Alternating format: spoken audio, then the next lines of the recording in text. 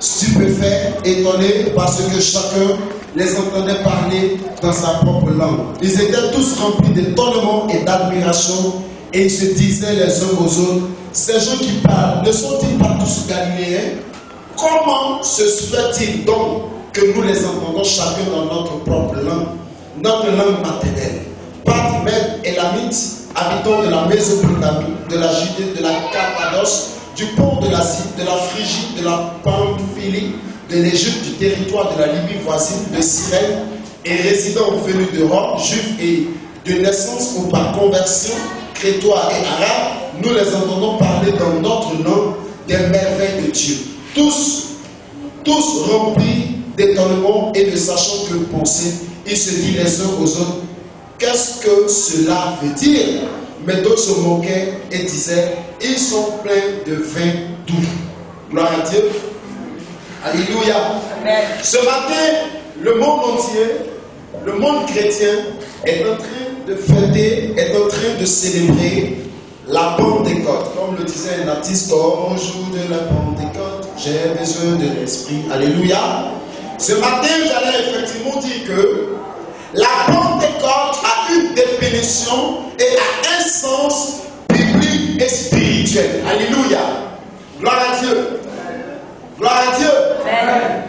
La Pentecôte avait été instituée par Dieu afin que l'on puisse venir de partout pour le célébrer, pour l'honorer. C'était un jour de sacrifice en l'honneur du Dieu vivant.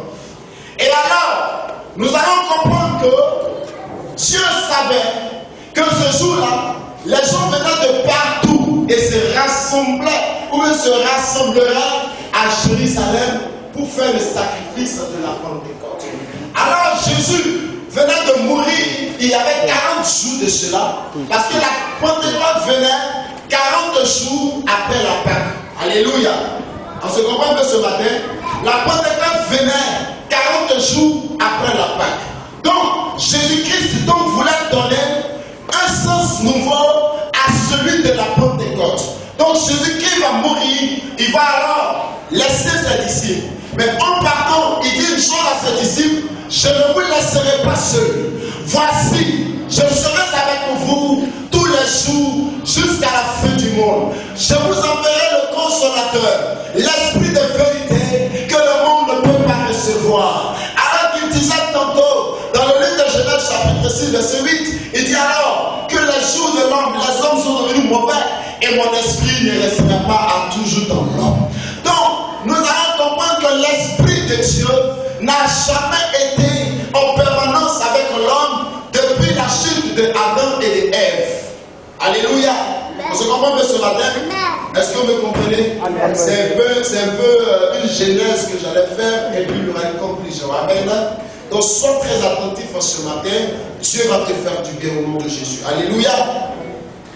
Donc, l'esprit de Dieu ne restait pas à toujours dans l'homme. Amen. C'est pourquoi lorsque Samson, il avait la force, il avait la possibilité de faire des choses qu'aucun des hommes sur la terre jusqu'à présent n'a pu faire. Mais la foi de Samson se trouvait dans l'esprit de Dieu qui reposait sur lui. Et alors quand il avait désobéi à l'alliance avec Dieu, la Bible dit que l'esprit de Dieu l'a quitté. On se comprend que ce matin. Également le roi Saül, il était rempli de l'esprit de Dieu jusqu'à ce que le jour où il désobéisse à Dieu, Dieu le quitte, Dieu ne lui parle plus, l'esprit de Dieu n'était plus avec lui. Amen. Également les prophètes, vous allez voir quand on lit la Bible, il va dire, l'esprit du Seigneur est venu sur moi et m'a dit. Donc, les prophètes prophétisaient sous la puissance du Saint-Esprit. Ils parlaient par le Saint-Esprit. Mais l'Esprit de Dieu n'était pas avec eux. Il n'habitait pas avec eux. Il n'habitait pas en eux. Mais l'Esprit de Dieu descendait sur eux pour qu'ils prophétisent. Quand ils finissent de prophétiser, l'Esprit de Dieu retourne dans les cieux. Alléluia. Jusqu'au temps de Joël, c'est là que Dieu va dire, alors, voici que dans les derniers jours, je répandrai de nouveau mon esprit sur toutes les chairs, sur les enfants, sur les jeunes. Avant, on ne peut pas être homme de Dieu si on n'a pas 40 ans, si on n'a pas vraiment 40 ans. Vous savez, c'est pourquoi les musulmans contestent même que Jésus soit prophète, l'islam n'accepte pas totalement que Jésus est un prophète. Parce que pour être prophète, selon l'islam, il faut avoir au moins 40 ans. Même le monde d'aujourd'hui, on est habitué à avoir des pasteurs vraiment vieux, des pasteurs vraiment barbus, des pasteurs qui viennent en chemise de paille. Donc aujourd'hui, alléluia. Donc on n'arrive plus à concevoir la pensée de Dieu. C'est pourquoi cette pensée de Dieu, c'est seulement l'accomplissement de Joël, le chapitre 2, le verset 28, qui se réalise dans chacun de nous. C'est pourquoi quand vous allez arriver dans un pays comme le Brésil, vous allez voir des enfants qui ont 5 ans, d'autres ont 10 ans, d'autres ont 12 ans, qui sont des pasteurs, qui sont des prophètes, qui sont des serviteurs de Dieu. Vous allez voir des jeunes chants qui ont 8 ans, qui ont 9 ans, qui chantent des merveilles de Dieu, parce que l'Esprit de Dieu ne se retrouve plus dans l'âge des personnes, ni dans la connaissance des personnes, ni dans l'intelligence des personnes, ni dans le rang social des personnes, mais l'Esprit de Dieu se retrouve de nouveau sur chaque cœur qui se répand et qui fait une alliance avec Jésus de Nazareth. Parce que Jésus dit, je ne vous laisse pas, mais je vous enverrai mon esprit. Alléluia. Donc, la Bible dit que les apôtres avaient aussi, eux, reçu la promesse de Jésus-Christ. Donc, tout à coup, Pierre, alors dit, Jean, Jacques, allons-y parler de Jésus. Il dit non, attendez là, jusqu'à ce que la puissance de Dieu vienne sur vous, le Saint-Esprit. C'est par lui que vous allez être capable de prophétiser et de rendre témoignage efficacement de moi. Alléluia. Alléluia. Amen. Est-ce qu'on se comprend ce matin? On se comprend? Donc, les apôtres attendaient donc sur la chambre haute, ils ont commencé à gêner depuis le départ de Jésus. Jésus est parti 40 jours après sa résurrection.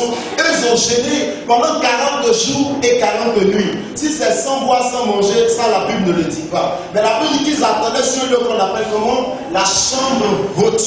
Amen. Amen. La chambre haute, c'était une maison qui était en haut, séparée de la ville, séparée de tout. Gloire à Dieu. Et c'est alors ce jour-là, la Bible dit que le jour de la Pentecôte arrive. Et alors les gens sont venus de toutes les nations. Même les Africains étaient présents. Toute l'Afrique était présente. L'Europe était présente. L'Asie était présente. L'Océanie était présente. Tous les continents, toutes les races, toutes les tribus se retrouvaient ce jour-là pour offrir les sacrifices à Dieu. C'est le symbole.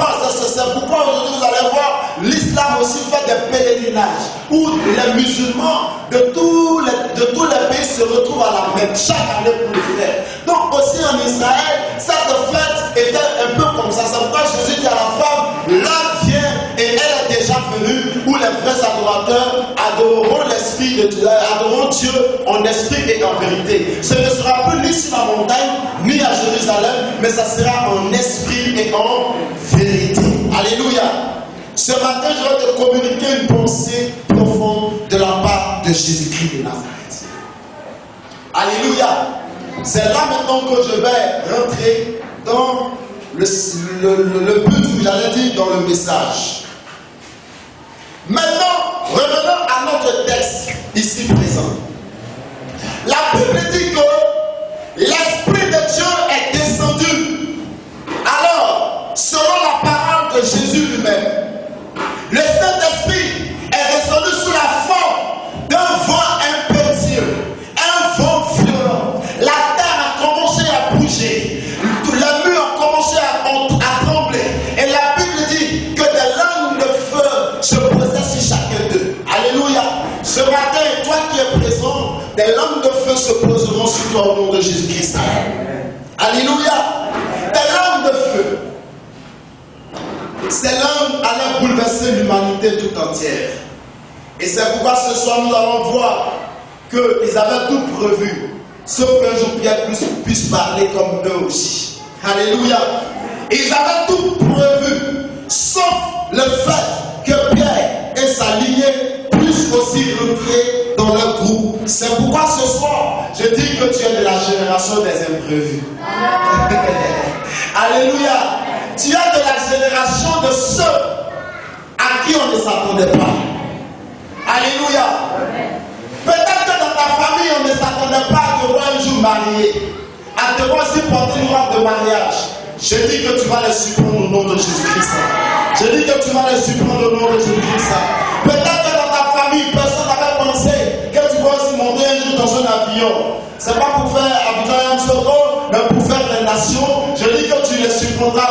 Jésus.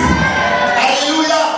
Donc, un plus est manifesté. Quelque chose a commencé à se faire sentir de la haute de la montagne, de la haute de la chambre. Alléluia. Et c'est alors que la multitude va accourir pour venir voir qu'est-ce qui se passe. Vous savez, dans les temps d'épreuve, tu ne peux pas avoir de personne avec toi convenablement pour te soutenir. Mais c'est dans le temps de la gloire que tu commenceras à voir et reconnaître vraiment les véritables membres de ta famille. Amen. Alléluia. Le jour que ça ne va pas, tu ne le verras jamais. C'est quand ça commence à aller, je suis ton tonton, hein, tu te rappelles, ce livre-là, c'est sur son fils et sur toi, ils vont tous commencer à sortir. Ça va t'arriver au nom de Jésus-Christ. J'ai dit, ça va t'arriver au nom de Jésus-Christ. Même enfant que ta maman a caché, que tu ne savais pas là, un jour va te dire, c'était qui.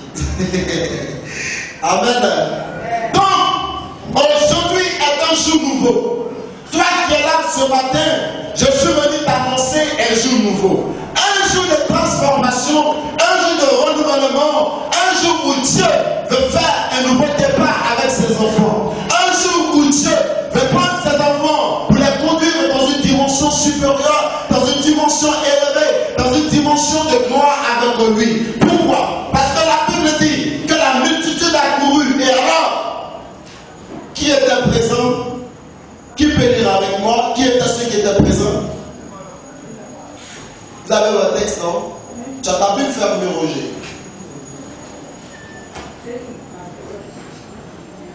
Maman, vas-y. Pierre.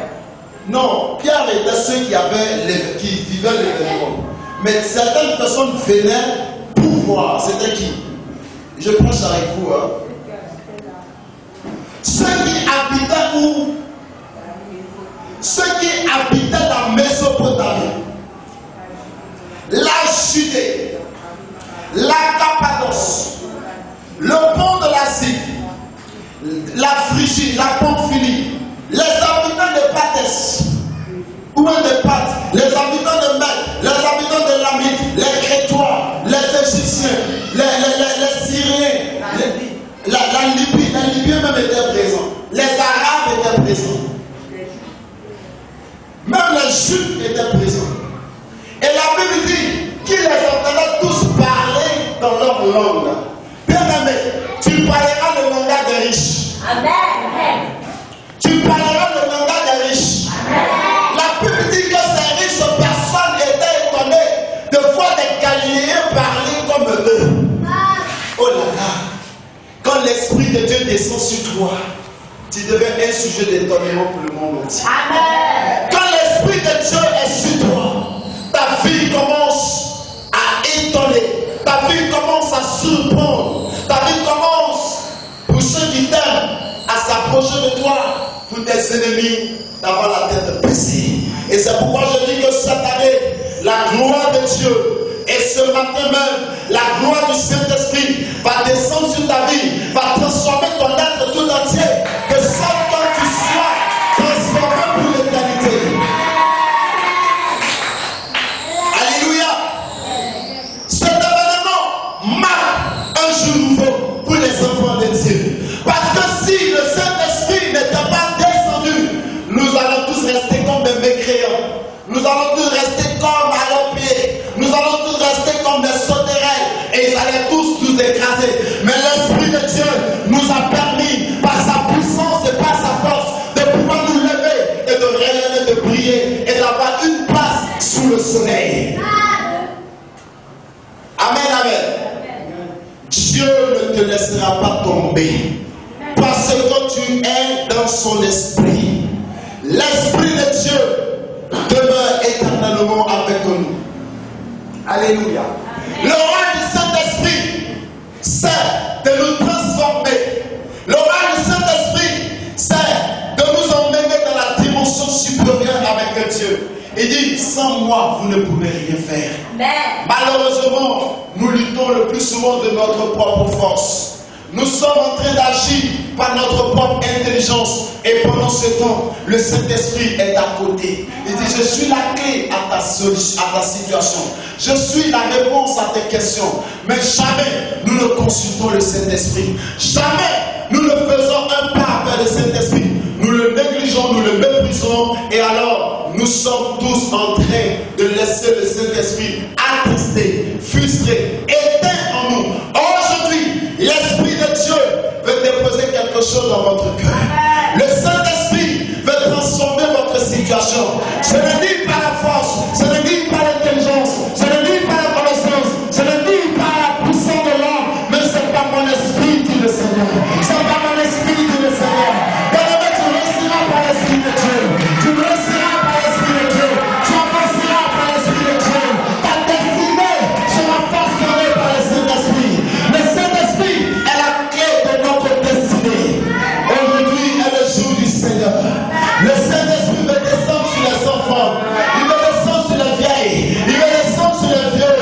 Il donnera des visions qui vont dépasser celles de ta famille, qui vont dépasser celles de ton père. L'Esprit de Dieu donnera un rêve géant à celui de Joseph. Joseph vit sa chef s'élever au-dessus de celle de ses frères. Et même le soleil et la lune se prosternaient à ses pieds. C'était la vision du Saint-Esprit. Bien-aimé, le Saint-Esprit va te donner des visions que jamais homme ne pourra arrêter. Le Saint-Esprit va te montrer des choses que les hommes ont voulu te cacher. Le Saint-Esprit va te prouver des choses que les gens ne voulaient pas que tu saches. Il est l'Esprit de vérité. Il mettra à la lumière tout ce qui est dans les ténèbres. Il mettra à la lumière les sorciers contre toi. Il mettra à la lumière tes ennemis. Il mettra à la lumière tous tes adversaires. Il mettra à la lumière tes amis déguisés en ennemis. Il mettra à la lumière les Judas derrière toi. Il mettra à la lumière les têtes et ceux qui sont en train de te pousser pour tomber. Mais tu ne tomberas pas. Je dis que tu ne tomberas pas parce que l'Esprit de Dieu est sur toi. Alléluia. Ils avaient condamné Pierre à rester seulement qu'en Galilée. Galilée, c'était la ville, c'était un village de pécheurs. C'était le lieu où on ne considérait pas les gens. Mais Dieu a sélectionné une race depuis Galilée pour les établir au-dessus des Crétois, pour les établir au-dessus des Arabes, pour les établir au-dessus des Mèdes, au-dessus des Élamites, au-dessus de tous les habitants de la Mésopotamie. Alléluia. Amen. Dieu t'établira même au-dessus de la famille où vous faites boyer. Dieu t'établira au-dessus de la famille Pani. Dieu t'établira au-dessus même de la famille Ouattara. Parce que dans l'histoire dépend de Jésus de Nazareth. Parce que le Seigneur a décidé de donner une nouvelle histoire. Tu as une histoire avec Dieu. Tu as une histoire avec Dieu. La Bible dit que Pierre restait. Et alors eux-mêmes se posaient la question, que veut dire ceci? Que veut dire ceci? C'est ceux qui s'intéressaient à eux, ceux qui étaient prêts à se réjouir avec eux. Mais les sorciers disaient, ils sont pleins de venin. Laissez-les se moquer de vous, laissez-les rire de vous, laissez-les aujourd'hui mépriser votre potentiel, mépriser votre identité. Mais Dieu n'a pas encore dit son dernier mot. Dieu n'a pas encore dit son dernier mot. Alors Pierre debout avec les 11 apôtres s'exprima d'une voix forte. On s'était. Hommes de Judée, tous qui séjournaient à Jérusalem, comprenez ce qui se passe et prêtez l'oreille à mes paroles. Bien-aimé, ta parole sera écoutée. Ta parole sera écoutée. Tu seras écouté au nom de Jésus. Tu seras écouté au nom de Jésus. La Bible dit que Pierre debout, tu vas t'élever. Dieu va te mettre debout. Tu es tombé. Il t'a mis à terre. Mais Dieu va te relever. Tu seras debout. Tu seras debout dans ton foyer. Tu seras debout dans ton ministère. Tu seras debout dans ta destinée. Tu seras debout à l'école. Tu seras debout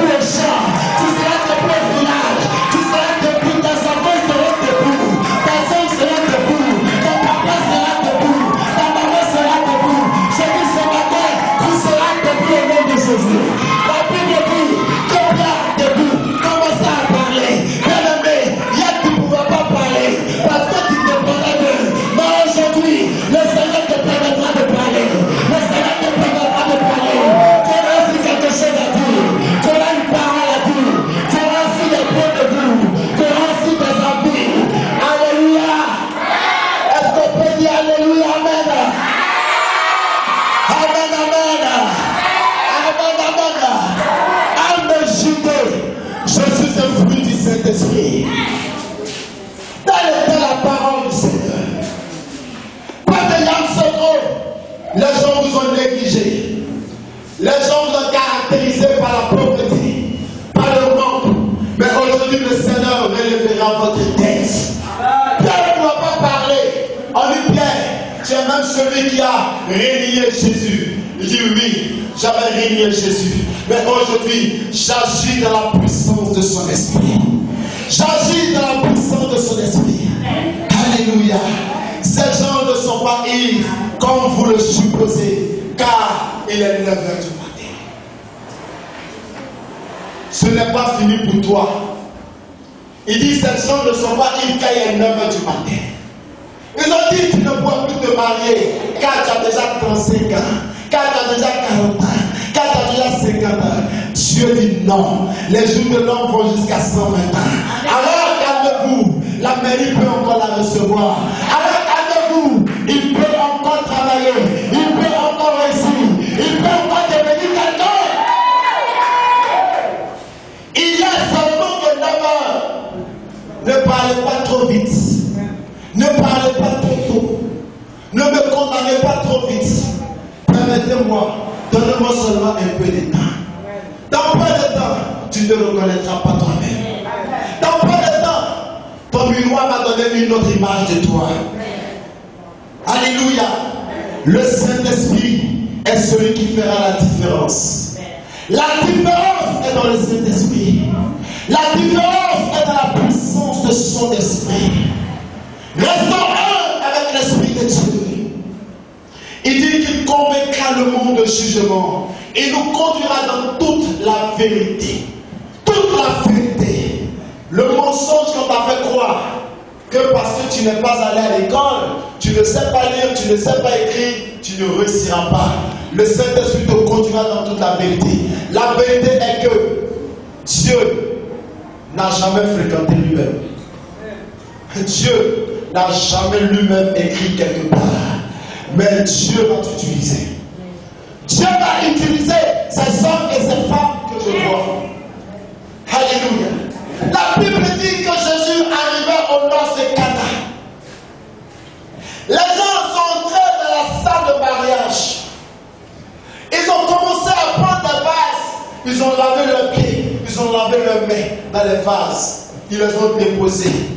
Ils ont commencé à faire les plus grandes commandes de vin. Les vins d'Italie, de Rome, de France, de toutes les régions. Ils ont commencé à boire. Ils étaient tous ivres de vin.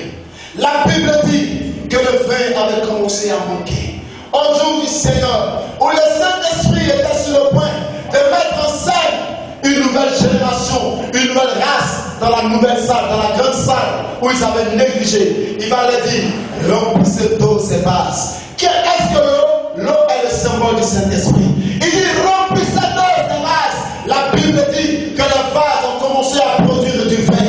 Et alors les gens disent, oh Jésus-Christ, pourquoi as-tu gardé le bon vin jusqu'à présent? Le monsieur qui t'a abandonné, il s'est remarié. Il va dire, oh Seigneur, pourquoi tu as permis que je laisse partir cette femme? Elle était si bien, elle était si gentille, elle était si belle. Je regrette Seigneur, je regrette Seigneur. C'est là que tu le verras revenir te demander pardon. Tu le verras venir s'agenouiller devant toi pour dire je suis en train de regretter ce que j'ai fait. Mais hier est parti, on ne peut pas rattraper hier. C'est là qu'ils te verront dans toute ta gloire. Amen. Merci Seigneur. Je dis on te reverra dans toute ta gloire. Amen. Dans toute ta gloire. Amen. Les vases dans lesquels ils ont lavé leurs pieds. La Bible dit que les vases se sont retrouvés sur la table d'honneur. Alléluia. Amen. Alléluia. Amen. Vous savez, il y avait une scène quand j'étais plus petit, ma mère le faisait. Quand elle voulait acheter des vases pour les enfants, le nouveau qu'elle vendaient, elle paye. Il n'y a pas de cachot pour manger dans le marché. Elle m'a tiqué dans le vase et puis on mange. Vase, c'est vase. Même quand c'est nouveau, c'est vase. Quand il vase, il n'y a pas de couloir. Vous comprenez un peu? Quand c'est nouveau, ma maman prenait pas tiquer le vieux, on mange au marché. Mais je ne suis pas prêt pour manger. Alléluia. Quoi qu'il en soit, c'est un vase. Mais la Bible dit que les vases, c'était retrouvé à la table d'honneur. Le roi même a pris là. Amen. Quand tu es en toi, on oublie même que tu n'es pas à l'école. Quand tu es en toi, on oublie même que tu avais peut-être être un œil fermé. Parce que tout devient pour toi. Tout devient pour toi. Tout devient pour toi.